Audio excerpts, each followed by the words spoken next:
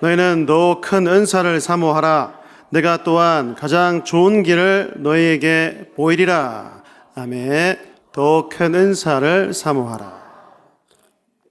여러분, 자랑에는 두 가지가 있답니다. 닫힌 자랑이 있고 열린 자랑이 있습니다. 쉽습니다. 닫힌 자랑은요, 이 자랑은 하면 할수록 상대방의 귀를 닫고 상대방의 마음문이 닫힌다는 겁니다. 두 번째는 뭡니까? 열린 자랑입니다. 반대겠죠, 그죠?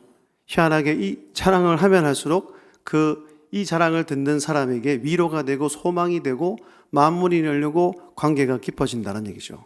그러면 보통 사람들은 1번을 많이 할까요? 2번을 많이 할까요? 2번이요? 네, 장담입니다. 저도 그렇게 하고 있더라고요. 여러분, 왜 그런지 아세요? 사람이 본성이 그렇기 때문에요. 그래서 사람의 본성을 거스른다는 것은 보통 힘든 게 아닙니다. 본성을 거스르고 산다는 것은 정말로 믿음이 충만해져야 되며 하나님이 주신 그 놀라운 은혜가 매일매일 우리에게 임해야지만이 우리가 이번 자랑을 통하여서 내 말을 듣는 사람에게 위로를 주고 소망을 주고 그 사람을 살려낼 수가 있다는 얘기예요. 그렇게 믿음의 사도였던 사도 바울의 고백이 뭡니까?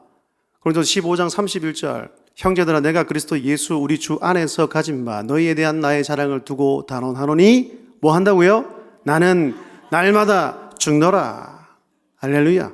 우리의 고백이어야 한다는 얘기예요. 덜 죽은 자아가 매일 반복해서 주어야 합니다.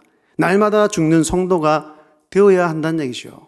내 자아가 죽을 때 나를 통해서 하나님의 능력이 나타남을 믿으시기를 바랍니다.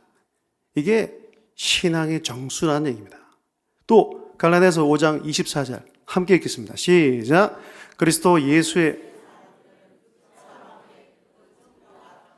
십자가에 못 박았느니라. 아멘. 한 번만 못 박으면 안 됩니다, 여러분. 이것도 매일 날마다 정욕과 탐심을 예수 그리스도의 십자가 그 위에 못 박아야 우리를 통해 하나님의 뜻을 이루가며 살아갈 수 있게 되는 것입니다. 그래서 예수 믿는 사람, 우리 하나님과 연합한 모든 주의 백성들은 성화를 이루어 가야 한다는 얘기예요. 언제까지요? 예수님 만나는 그 날까지 변화되고 자라가고 성장하고 예수 그리스도를 닮아가는 우리 모든 주의 백성들과 우리 교회가 될 수 있기를 주님의 이름으로 축복합니다. 여러분, 은사도 마찬가지인 것 같습니다. 은사가 뭐냐면 spiritual gift라고 얘기합니다. 성령의 선물, 하나님의 선물이죠. 하나님이 성도인 우리에게 주시는 선물을 이야기를 하고 있습니다. 근데 많은 사람들이 은사를 사모하긴 하는데 이 은사도 죄송하지만 있어 보이는 은사, 대단해 보이는 은사, 사람들에게 인정받는 은사를 사모하고 좋아할 때가 많이 있다는 얘기죠. 여러분, 고린도 교회만의 문제가 아닙니다. 고린도 교회가 그러했다는 것은 요즘에 있는 교회도 충분히 그럴 가능성이 있고 오늘 우리 교회의 성도들도 그렇게 할 가능성이 있다는 것입니다. 예를 들어 여러분, 봉사자들이 많이 있습니다. 주일날. 그런데 사람들이 주로 지원하는 곳이 뭡니까? 쉽고 편한 것을 많이 지원할까요? 아니면 아무도 안 하려고 하는 것을 더 많이 신청하고 지원을 할까요? 1번입니까? 2번입니까? 1번이에요, 1번. 네. 쉽고 편한 것을 찾게 돼 있더란 얘기예요. 이 당시에 그 당시 고린도 교회의 가장 심각한 문제는 은사 문제였고 또 은사 가운데도 방언의 문제가 가장 심각했습니다. 방언이 뭡니까? 그죠? 하나님이 주신 하늘의 언어라고 얘기를 하잖아요. 슐라 마치 슐라 하고 더 큰 소리로 슐라 방언하면 그 사람이 더 높은 사람, 더 신령한 사람이라고 그들이 착각을 했고 그 착각을 통하여 교회를 온전히 세워간 것이 아니라 교회를 힘들게 하고 교회를 어지럽혔다는 이야기입니다. 그래서 사도 바울은 고린도서 12장 그리고 13장, 14장을 통해 특별히 방언의 문제가 얼마나 심각했던지 14장 한 장을 통하여서 그 한 장을 할애해서 그 고린도 교회에게 설명하고 이야기를 해주고 있다는 얘기입니다. 바울은 은사에 대해서 이렇게 정의를 하고 있습니다. 고린도 12장 4절부터 7절까지 말씀 함께 읽겠습니다. 시작. 은사는 여러 가지나 주는 같으며 또 사역은 여러 가지나 모든 것을 모든 사람 가운데서 이루시는 하나님은 같으니 각 사람에게 성령을 나타내심은 유익하게 하려 하심이라. 아멘. 결론을 내면 요약하면 이렇습니다.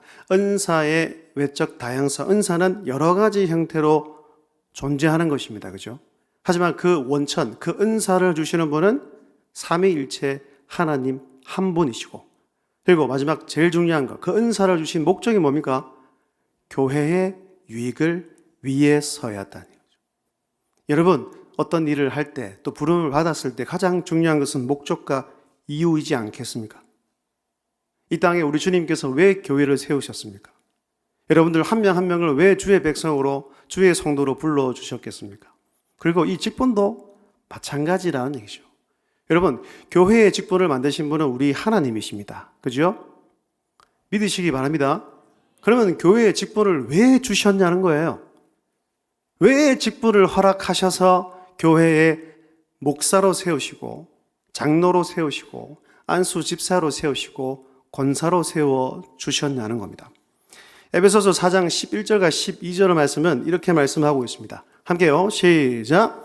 그가 어떤 사람은 사도로, 어떤 사람은 선지자로, 어떤 사람은 복음 전하는 자로, 어떤 사람은 목사와 교사로 삼으셨으니 이는 성도를 온전하게 하여 봉사의 일을 하게 하며 그리스도의 몸을 세우려 하심이라. 아멘. 요즘 말로 하면 설교 말씀을 전하는 목회자, 장로, 안수 집사, 권사로 왜 세우셨냐면 12절 말씀 보십시오. 첫 번째가 뭐예요? 성도를 온전하게 하며 라는 거예요. 그리고 두 번째 뭡니까? 봉사의 일을 하게 하며. 세 번째 뭐예요? 제일 중요한 거. 그리스도의 몸을 세우려 하심이라. 이게 직분자를 세우신 이유고 목적이라고 성경은 분명하게 우리에게 말씀해 주고 있다는 것입니다. 여러분, 봉사가 뭡니까? 봉사로 다른 말로 하면 섬기는 것입니다. 그러니까 직분의 기본 의무는 섬기는 거예요. 누구처럼? 주님께서 섬기라고 주신 이 교회를 대신하여 직분자로서 섬겨 나가야 한다는 것입니다. 그렇게 해서 결론적으로 예수 그리스도의 몸된 이 교회를 하나님의 뜻에 맞게 아름답게 세워가야 할 책임이 직분자들에게 있음을 또 명심할 수 있기를 주의 이름으로 축복합니다. 제가 전에 말씀드렸죠. 교회가 왜 이렇게 우리 한국 교회처럼 이렇게 빨리 부흥하고 이렇게 빨리 쇠락하는 것은 처음이라는 얘기예요. 그럼 교회가 왜 자꾸 이렇게 쇠퇴하고 있게 되었을까? 많은 목사님들과 많은 신학자들이 세 가지를 유혹했다 말씀드렸습니다. 첫 번째 뭡니까? 복음에 세속하라는 얘기예요. 기복주의를. 복음의 참된 의미를 가르치지 않고 선포하지 않는다는 얘기지. 마치 복음을 대신해서 이 복음이 달콤한 열매가 맺게끔 속이고 그렇게 설교했다는 얘기입니다. 두 번째는 뭡니까? 이원론적주의, 이중적인 모습으로 많은 성도들이 그렇게 살았기 때문입니다. 교회에서 행하는 모습과 가정에서 행하는 모습과 교회에서 행하는 모습과 직장에서 행하는 그 모습들이 너무 달랐기 때문이고, 마지막 세 번째는 뭡니까? 직분론의 타락, 변질 때문이라는 얘기예요. 한 번 더 말씀드립니다. 직분은 섬기는 자입니다. 봉사하는 자입니다. 또 성도들을 온전케 하기 위해서 먼저 본이 되어야 하는 자임을 우리는 잊지 말아야 한다는 얘기입니다. 그래서 섬김을 탁 단어를 떠오르면 저는 이 장면이 떠오릅니다. 예수님께서 잡히시기 그 전날에 제자들에게 발을 씻기시면서 하셨던 그 말씀을 우리는 잊지 말아야 할 것입니다. 이렇게 말씀하십니다. 내가 주와 또는 선생이 되어 너희 발을 씻었으니 서로 발을 씻어주는 것이 옳으니라. 내가 너희에게 행한 것 같이 너희도 행하게 하려 본을 보였노라. 말씀하고 있지 않습니까? 사랑하는 여러분, 예수님께서 왜 잡히시긴 얼마 남지 않은 그 시간을 남겨놓고 주옥 같은 말씀을 남기시면서 제자들의 그 더러운 발을 씻어 주셨습니까? 너희도 나와 같이 행하게 하기 위해서였다고 말씀하고 있습니다. 여러분, 하나님 나라의 관점에서 보면 굉장히 위대한 자가 누구여야 합니까? 바로 자기를 낮추며 하나님 나라를 위해서 섬기는 자여야 한다는 얘기입니다. 여러분 모두가 주님이 보시기에 온전한 집권자가 되어 몸된 교회와 주의 나라를 위해서 섬기는 자로 쓰임받게 되기를, 귀한 도구로 사용되기를 주님의 이름으로 축복합니다. 그러니까 결론적으로 은사를 말씀을 드리면 어떤 은사 그리고 직분을 받았는지가 중요한 것이 아니라 그 은사, 직분을 어떻게 사용하고 선용하는지가 중요하다는 것입니다. 그래서 바울은 12장 마지막 구절에 오늘 읽었던 본문 말씀을 통해서 이렇게 말씀을 하시지요. 한 번 더 읽겠습니다. 시작. 너희는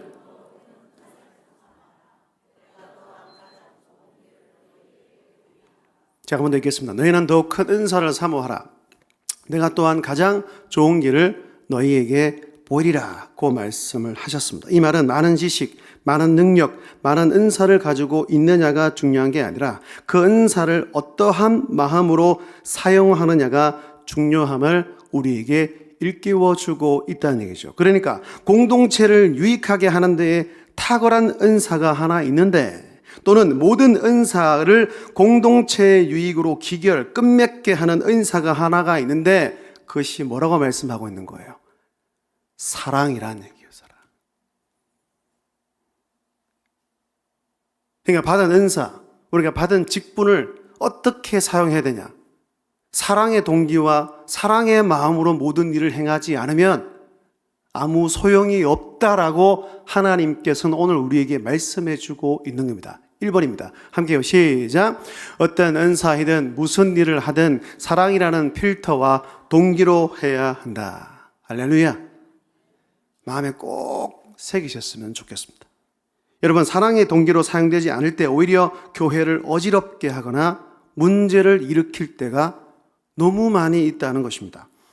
그래서 사도 바울은 사랑이 무엇인지를 본격적으로 말씀하기 전에 사랑이 없는 은사는 아무것도 아니라는 것을 우리에게 말씀해 주고 있는 것이죠. 그래서 13장 1절과 2절과 3절에서 이렇게 말씀하고 있습니다. 제가 읽을게요. 내가 사람의 방언과 천사의 말을 할지라도 뭐가 없으면요? 사랑이 없으면 소리 나는 구리와 울리는 꽹가리가 된다는 것입니다.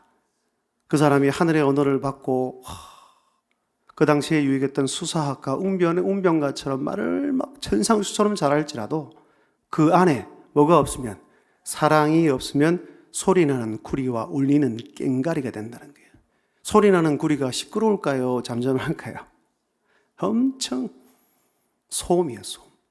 두 번째는 뭡니까? 내가 예언하는 능력이 있어 모든 비밀과 모든 지식을 알고 또 산을 옮길 만한 모든 믿음이 있을지라도, 와, 큰 믿음, 엄청난 큰 믿음 아닙니까? 산을 옮길 만한 모든 믿음이 있을지라도 뭐가 없으면, 사랑이 없으면 내가 아무것도 아니요. 3절 함께요. 시작.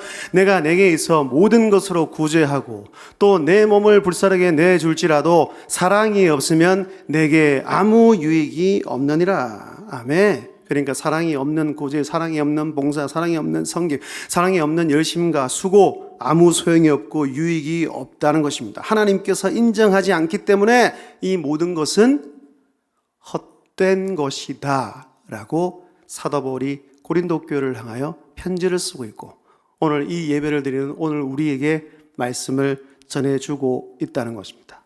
어떤 분이 이런 말을 하더라고요. 함께 읽읍시다. 시작. 사랑이 없는 것은 곱하기 0을 하는 것과 같다. 0을 곱하면 0이 되듯이 아무리 멋진 일을 하더라도 사랑이 없으면 아무것도 아닌 것이다. 사랑은 모든 은사가 제자리를 찾고 귀한 역할을 하게 하는 유일한 방법, 유일한 길임을 잊지 않았으면 좋겠습니다. 자, 그렇다면 여기 성경에서 말하는 사랑은 어떤 사랑일까요? 그래서 2번 함께요. 시작. 성경에서 말하는 사랑과 세상이 말하는 사랑은 다르다는 것입니다. 고린도서 13장을 보면 사랑장이라고 흔히 알고 있죠. 그죠? 거기 사랑이라는 단어가 9번 나옵니다. 근데 9번 단어의 원어의 뜻이 똑같습니다. 그 원어가 뭘까요? 아가페 사랑이라고 얘기하는 거예요. 그러니까 그 말은 성경에서 말하고 특별히 고린도전서 13장에서 말하는 그 사랑, 그 하나님의 사랑, 예수님의 사랑은 무조건적인 사랑을 의미하고 그 반대에 인간적이 하는 모든 사랑, 그리고 세상에 있는 모든 사랑은 뭐요? 무조건적인 사랑이 아니고 조건적인 사랑이라는 얘기입니다. 여러분 세상의 사랑을 한번 보십시오. 영원합니까? 인간들이 하는 사랑을 보십시오. 자기 만족을 추구하는 사랑이 대부분이지 않습니까? 또 자기 중심적 사랑이 너무 많고 이기적인 사랑이지 않습니까? 그런데 우리 하나님께서 우리에게 하라고 하신 그 사랑, 하나님께서 먼저 본을 보여주신 그 사랑, 예수 그리스도를 통하여서 교회가 이렇게 했으면 좋겠다고 말씀하시는 그 사랑이 무엇입니까? 조건적인 사랑이 아니라 무조건적인 사랑이라는 얘기예요. 여러분과 제가 받은 구원의 은혜를 한번 생각해 보십시오. 여러분 마태복음 13장에 보면 천국 비유에 대해서 쭉 말씀을 하고 있습니다. 그렇죠? 8가지 천국 비유에서 말씀하고 대표적인 그 천국 비유가 감추인 보화 비유와 진주 비유를 이야기를 합니다. 물론 이 두 가지를 한 세트로 묶어서 똑같은 의미로 똑같이 해석하는 경우들이 대부분이지만 어떤 목사님은 이걸 약간 다른 시선으로 보는 것들이 있더라고요. 저는 그게 되게 흥미로웠습니다. 그러니까 그렇죠. 똑같이 해석하는 경우는 뭐냐면 천국을 감추인 보화로 보고 천국을 값진주로 보는 거죠. 그래서 이 감추인 예를 들어서 진주 장사가 값진 진수가 천국이라 보면 진주 장사를 하는 사람이 이 값진 진주를 구하기 위해서 자기 모든 소유를 팔아서 천국을 산다는 의미잖아요. 그러니까 이 천국 비유를 통해서 우리에게 주신 메시지가 뭐냐 하면 천국은 내 모든 소유를 다 팔아서라도 얻어야 하는 가장 귀하고 소중한 것이라고 우리에게 그 비유를 통해서 말씀해 주고 있는 것입니다. 여러분 왜 천국이 가장 귀합니까? 우리 예수 그리스도가 우리에게 왜 가장 귀합니까? 영원한 생명, 영원한 것을 허락해 주시기 때문입니다. 할렐루야. 이 사실을 믿고 살아가는 사람들이 바로 예수 그리스도를 믿는 다른 사람, 성도이지 않겠습니까? 그런데 이걸 약간 이 진주 비유를 조금 다르게 해석하면 45절에 나와 있는 것처럼 천국을 값진 진주로 보는 게 아니고 천국을 좋은 진주를 구하는 장사로 본다는 얘기예요. 그러니까 천국이 사람을 뜻한다는 얘기죠. 그러면 이 사람을 뜻할 때에 이 사람 장사 또는 상인은 과연 누구를 의미하는가? 바로 예수 그리스도를 의미하는 것이고 값진 진주는 성도된 우리를 의미한다는 얘기예요. 그래서 이걸 조금 더 길게 설명드리면 진주를 찾으시는 예수님의 그 눈에 우리가 값진 진주처럼 보였고 예수님께서는 우리를 얻기 위해 당신의 모든 것을 다 파셨다는 비유로 해석이 될 수가 있다는 얘기입니다. 그런데 한번 생각해 봅시다. 여러분들이 스스로 생각하기에 진짜 여러분들이 값진 보화가 맞을까요? 여러분 제가 인터넷에 검색해 보니까 이 진주 이게 기골인지는 잘 모르겠는데 이 진주 한 알에 300억이 넘어요. 이거보다 더 비싼 것도 있더라고요. 그 생각해 봤습니다. 도대체 어떤 사람이 저걸 달고 다닐까? 그게 중요한 게 아니고 그럼 여러분들이 스스로 생각하기에 여러분이 300억짜리 가치가 있습니까? 아니면 이 땅에 있는 사람들이 여러분들을 평가하기에 와 너는 300억보다 더 귀한 사람이야 라고 이야기 주는 사람이 있을까요? 그렇지 않다는 얘기예요. 스스로 생각할 때도 내가 마음에 들지 않을 때도 많고 또 이 세상의 기준을 보았을 때 300억은커녕 3억의 가치도 안 될 때가 굉장히 많이 있잖아요. 그런 흠이 많고 자격도 없고 가치도 없는 우리를 그러면 왜 예수님께서 자기 몸을 다 팔아서 나를 사셨냐는 거예요. 다른 거 아니에요. 바로 사랑하셨기 때문이라는 겁니다. 그 사랑이 예수님의 눈을 멀게 했고 그래서 당신의 생명까지 쏟아 우리를 사서 그분의 자녀로 만들었다는 것입니다. 이것이 우리가 받은 하나님의 은혜, 예수님의 사랑이지 않습니까? 그래서 이 사랑을 가장 잘 보여주는 사건 예시가 바로 예수 그리스도의 십자가 사건이라는 것입니다. 이 예수 그리스도의 그 십자가의 사건, 그 하나님의 은혜를 여러분 마음밭에, 마음판에 깊이 새기셔야 합니다. 이 사랑이 여러분들을 변화시킵니다. 이 사랑이 여러분들을 회복시킵니다. 이 사랑이 우리 교회를 더욱더 좋은 교회로 만들어 갑니다. 이 사랑이 더욱더 몸된 교회를 하나 되게 만드는 능력이 그 십자가, 보혈, 예수 그리스도의 은혜에 담겨져 있다는 것입니다. 할렐루야. 그래서 마지막 세 번째입니다. 함께요. 시작. 그리스도의 사랑과 경험해야 한다는 것입니다. 할렐루야. 사도 바울은 에베소서 교회를 향하여 이렇게 기도하라고 말하고 있습니다. 능히 모든 성도와 함께 지식에 넘치는 그리스도의 사랑을 알고 그 너비와 길이와 높이와 깊이가 어떠함을 깨달아 하나님의 모든 충만하신 것으로 너에게 충만하게 하시기를 구하노라. 할렐루야. 함께 읽어봅시다. 시작. 능히 모든 성도와 함께 지식에 넘치는 그리스도의 사랑을 알고 그 너비와 그 길이와 높이와 깊이가 어떠함을 깨달아 하나님의 모든 충만하신 것으로 너희에게 충만하게 하시기를 구하노라. 할렐루야. 그 십자가의 사랑의 너비와 길이와 높이와 그 깊이를 충분히 깨달아 알아가는 저와 여러분들이 되었으면 좋겠습니다. 그러면 사람이 바뀌지 않겠습니까? 나를 통해 더 좋은 교회가 되지 않겠습니까? 나를 통해 내 가정이 변화되고 더 좋은 가정이 되지 않겠냐는 거예요. 여러분, 기도 가운데 진짜 우선적인 기도는 바로 우리 주님과 나와의 더 깊은 관계를 위에서 놓고 기도하는 것입니다. 뭐 이거 고쳐달라, 내 기도의 제목 들어달라, 물론 이런 기도도 하셔도 되지만 정말 그보다 훨씬 더 중요한 기도는 하나님과 나와의 관계, 주님과의 나와의 관계가 더 깊어져 가는 것에 대해서 더 많이, 더 열심히 기도하는 주의 백성들이 다 되었으면 좋겠습니다. 제가 개인적으로 좋아하는 성경 구절이 하나 있는데요, 그걸 말하고 마치도록 하겠습니다. 고린도후서 8장 9절 말씀입니다. 함께 읽겠습니다. 시작. 부유하신 이로서 너희를 위하여 가난하게 되심은 그의 가난함으로 말미암아 너희를 부요하게 하려 하심이라. 고린도후서 8장 9절 말씀입니다. 저는 고린도후서 말씀 가운데 이 구절을 제일 좋아합니다. 왠지 모르겠습니다. 그냥 마음에 심기도록 만들어 주셨습니다.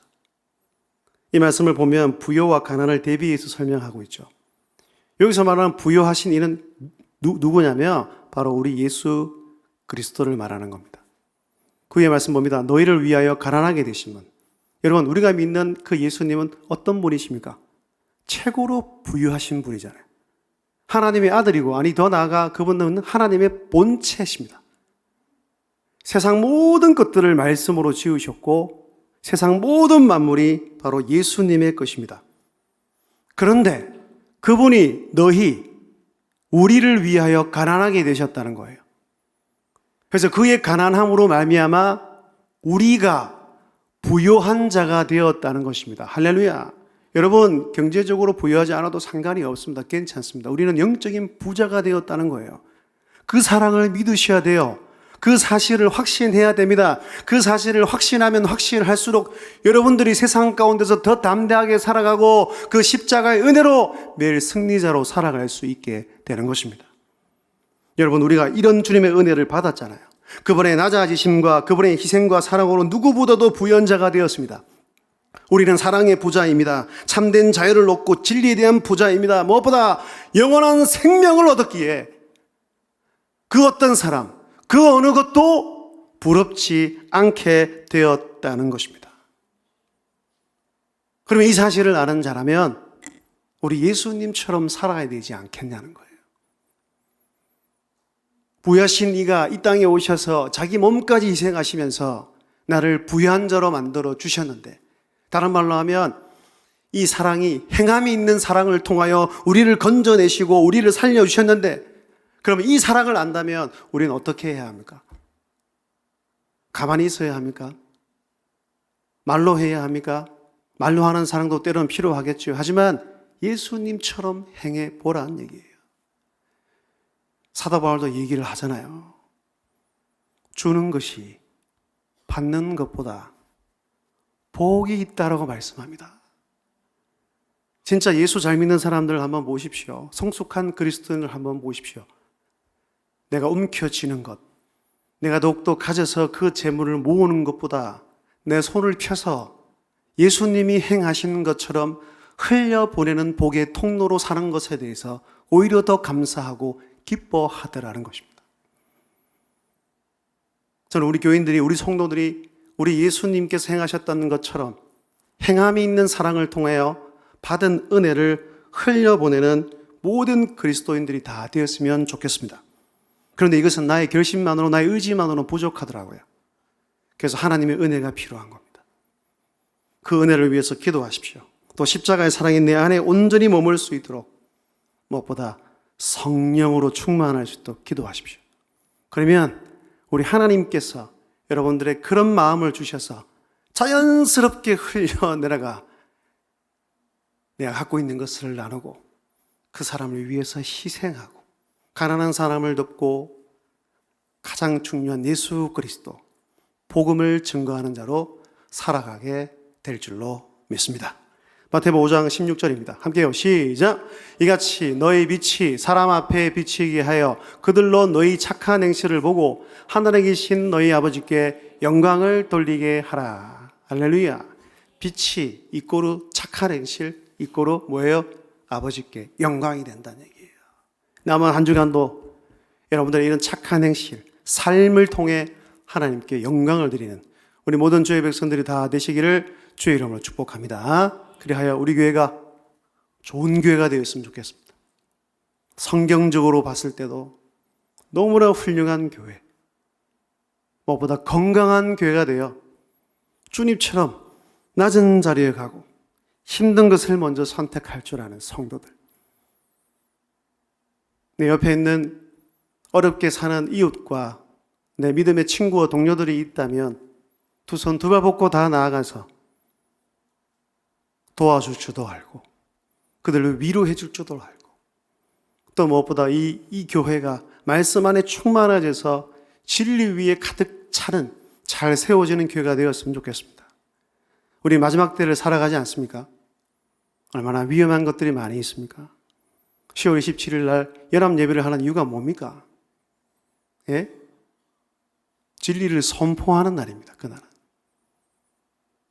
이 대한민국이 복을 받기 위해서는 성경의 진리를 따라가야 된다고 이야기하고 알려줘야 될 날이라는 얘기예요. 그러기 위해서는 먼저 여러분들이 확신이 있어야 되지 않겠냐고요.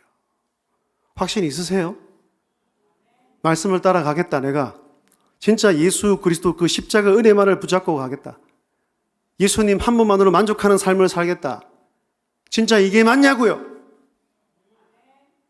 여러분, 예수님으로 만족 못한다는 건 뭡니까? 다른 것으로 만족하며 살겠다는 거예요. 그런데 우리는 이미 경험했잖아요. 예수님의 은혜가 얼마나 크고 예수님의 사랑이 얼마나 능력이 있는지를 경험했는데 다른 것을 어떻게 찾습니까? 언제나 말씀 안에 머무십시오. 그리스도 그 사랑을 구하십시오. 사도 바울이 기도한 것처럼 매일마다 그 십자가의 깊이와 그 십자가의 길이와 그 십자가의 높이가 어떠함을 깨닫는 내가 되게 해달라고 하나님께 기도하십시오.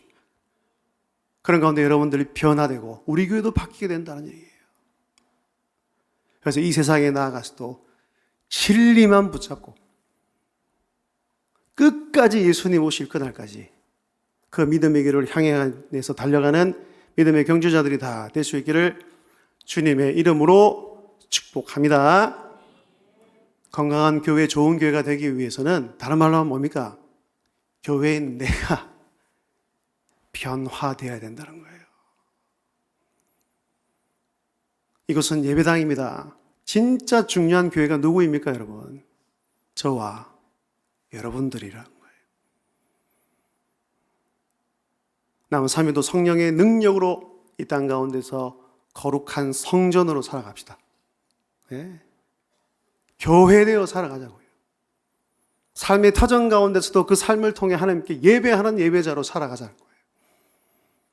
그래야 하나님이 영광받아 주실 줄로 믿습니다.